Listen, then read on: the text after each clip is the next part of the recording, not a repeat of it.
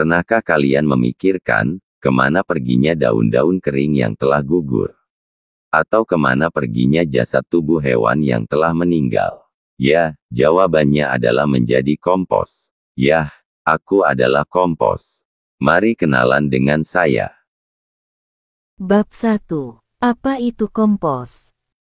Aku adalah pupuk alami yang dibuat dari sisa-sisa tumbuhan, makanan, atau kotoran hewan yang membusuk.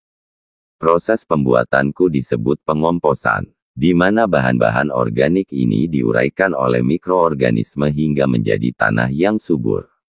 Aku berguna untuk menyuburkan tanah dan membantu tanaman tumbuh lebih baik. Bab 2. Apa saja bahan organik yang dapat dijadikan kompos? Sebelumnya kita harus mengetahui apa itu bahan organik. Bahan organik adalah bahan yang berasal dari makhluk hidup. Bahan-bahan yang dapat dijadikan kompos terbagi menjadi dua jenis utama. Yang pertama bahan hijau sebagai sumber nitrogen. Bahan hijau dapat berupa 1. Sisa sayuran 2. Buah-buahan 3. Rumput segar 4. Dedaunan hijau 5. Sisa makanan nabati 6. Kotoran ternak seperti kotoran ayam, sapi, kambing, kerbau, dan lain-lain. Yang kedua bahan coklat sebagai sumber karbon. Bahan ini membantu menyerap kelembapan dan memberi struktur pada kompos. Contohnya, 1. Daun kering 2. Ranting kecil 3. Serbuk gergaji 4. Kayu lapuk 5. Karton 6. Kertas tanpa tinta berwarna 7. Sekam padi 8. Jerami kering 9. Kulit telur yang rusak. Bab 3. Bahan apa saja yang dapat dijadikan starter dalam pembuatan kompos? Starter atau dikenal dengan biostarter adalah cairan mengandung mikroba yang berfungsi mengurai bahan organik atau sampah menjadi kompos. Starter dalam pembuatan kompos biasanya berupa bahan-bahan yang membantu mempercepat proses dekomposisi dan meningkatkan kualitas kompos. Berikut beberapa bahan yang dapat digunakan. 1. Pengurai EM4 2. Pupuk kandang 3. Air cucian beras 4. Ampas tahu, dan lain sebagainya.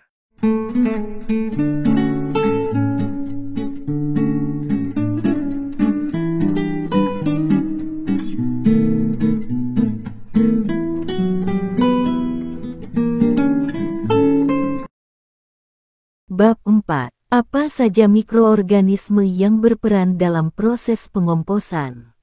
Ada dua jenis mikroorganisme yang memainkan peran dominan dalam proses pengomposan, yaitu bakteri dan jamur. Mikroorganisme yang berperan dalam penguraian atau pengomposan. Yang pertama bakteri Lactobacillus sp. berperan sebagai pengurai pada bahan organik atau sisa-sisa tanaman. Yang kedua bakteri Actinobacteria, biasanya hidup di dalam tanah dan mempunyai peran penting pada proses dekomposisi bahan organik seperti selulosa dan kitin. Bakteri ini hidup di dalam humus oleh karena itu sangat penting berperan dalam memberikan suplai nutrisi pada tanaman.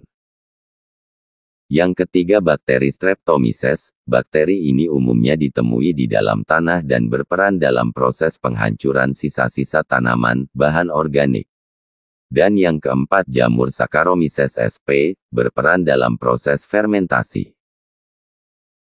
Bab 5. Bagaimana langkah-langkah membuat kompos? Berikut langkah-langkah membuat kompos. 1. Siapkan wadah berupa ember, karung atau lubang.